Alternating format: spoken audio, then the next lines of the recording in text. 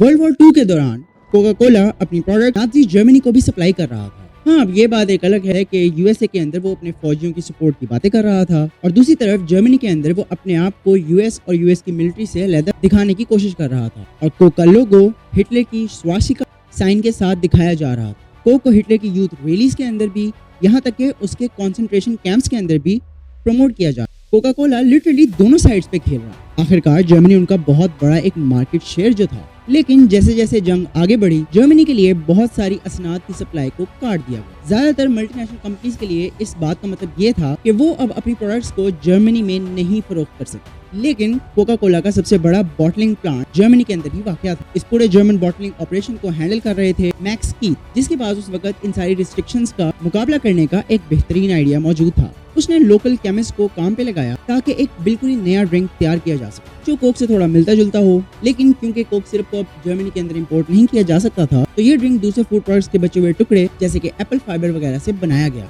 और चूंकि जंग के दौरान बहुत सारी दूसरी ड्रिंक्स बैन हो चुकी हुई थी जर्मनी के लिए, फैंटा नाजी जर्मनी में एक बहुत बड़ी सक्सेस बना। कुछ सोर्सेज तो ये भी कहते हैं कि कीथ ने कॉन्सेंट्रेशन कैंप्स के अंदर जो लेबर थी उसको मजबूरन इस्तेमाल किया था अपनी इस फैंटा प्रोडक्ट की मैन्युफैक्चरिंग के अंदर। लेकिन हमें जो बात यकीन से पता है वो ये है कि जंग के आखिर में फैंटा का सारा प्रॉफिट कोका कोला कंपनी ने क्लेम किया था और मैक्स को बाद में कोका कोला की तरफ से एक बहुत बड़ी प्रमोशन भी ऑफर की गई थी। और 1955 तक फैंटा को ऑफिशियली कोका कोला कंपनी की तरफ से पूरी दुनिया के कई ममालिकों में डिस्ट्रीब्यूट किया जा रहा था। और जैसा कि कोका कोला की हिस्ट्री से हम सब वाकिफ ही हैं, कोक ने अपने आप को इस सच से भी दूर रखने की कोशिश की कि वो फैंटा और नाजी जर्मनी का कोई कनेक्शन बीच में है।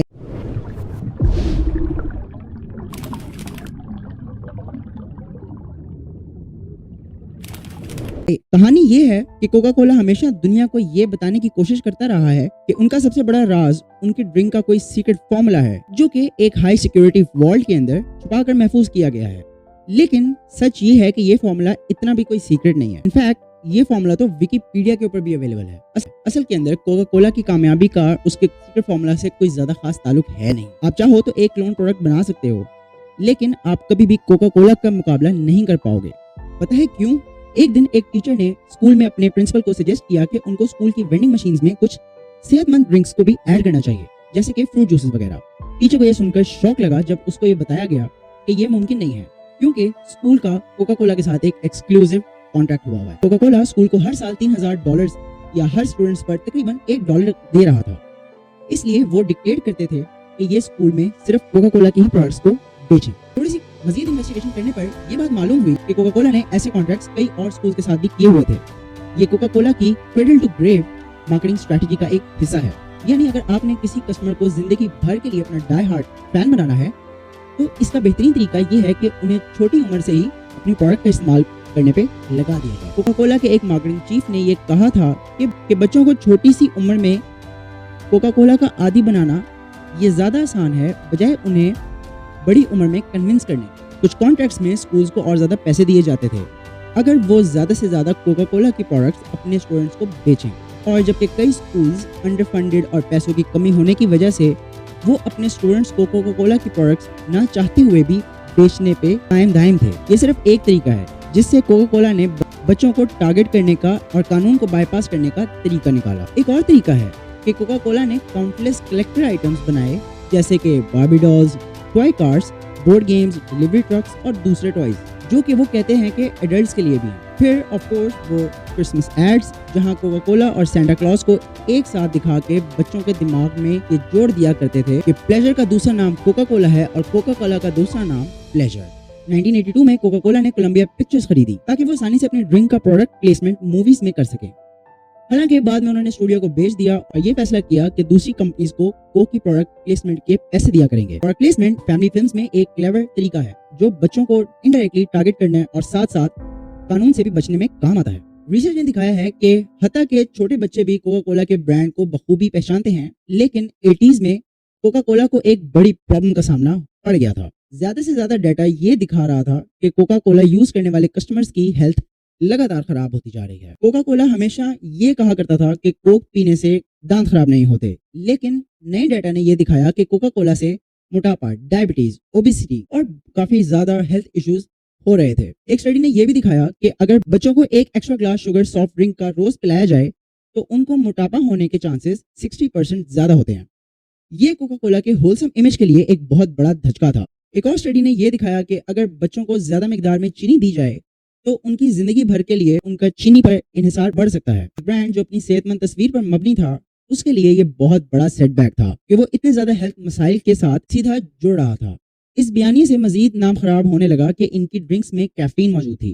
कोका कोला का दावा यह था कि ये सिर्फ टेस्ट के लिए है, लेकिन ब्लाइंड टेस्ट टेस्ट में लोग नॉन कैफिनेटेड वर्जन का फर्क नहीं बता पाए। इसने कुछ लोगों को यह सोचने पर मजबूर किया कि कोक, जो कि बच्चों को बेचे जाने वाली एक सॉफ्ट ड्रिंक है, उसमें एडिक्टिव कैफीन क्यों शामिल की जाती है। इसके बावजूद सोडा इंडस्ट्रीज ने वही रास्ता अख्तियार किया जो कि टोबैको इंडस्ट्री सदियों से किया करती थी। साइंस पर शक करना ज्यादा आसान है बजाय पॉलिसीज पर बहस करने के, क्योंकि आप हमेशा कह सकते हैं कि मजीद रिसर्च करने की जरूरत है। इसलिए कोक ने पर्दे के पीछे हजारों डॉलर्स का निफाज करवाया, जो स्टडीज करवा रहे थे कि सॉफ्ट ड्रिंक्स और मोटापा या डायबिटीज का आपस में कोई भी ताल्लुक नहीं है। कोक की पेड स्टडीज अक्सर ये कहती थी कि कोक यूज करने की वजह से कोई बड़ा हेल्थ मसला नहीं पैदा होता, लेकिन उन्होंने ये नहीं बताया था कि उन स्टडीज को किसने फंड किया। कोक ने स्टेट्स के ऑफिशियल्स पर लॉबिंग करने के लिए बेशुमार मिलियंस ऑफ डॉलर्स खर्च किए कि शुगर टैक्सेस और सख्त डाइटरी गाइडलाइंस से वो खुद को बचा सके। ये बकायदा ऐसे पॉलिटिशियंस की कैंपेन्स को फंड कर रहे थे जो कोक के लिए स्पेशल ट्रीटमेंट्स देते थे।